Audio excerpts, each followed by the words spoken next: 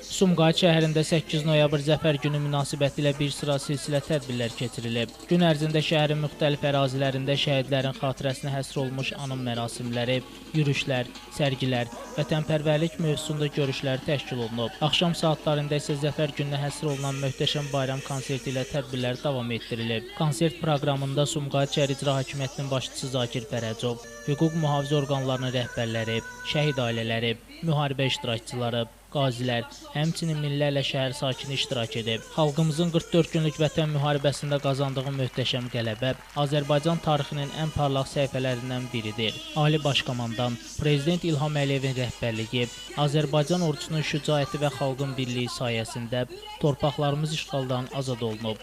Bu qələbə təkcə hərbi deyil, həm də milli birliyin, xalqın ruh yüksəkliyinin təntənəsidir. Sumqayıt şəhəri də bu zəfərin əldə olunmasında böyük pay olan qəhrəman övladları ilə fəxr edir. Bayram konsertində Azərbaycanın tanınmış incəsənət ustaları, müğənnilər və rəqs kollektivləri vətənpərvərlik ruhunda ifalarla çıxış ediblər.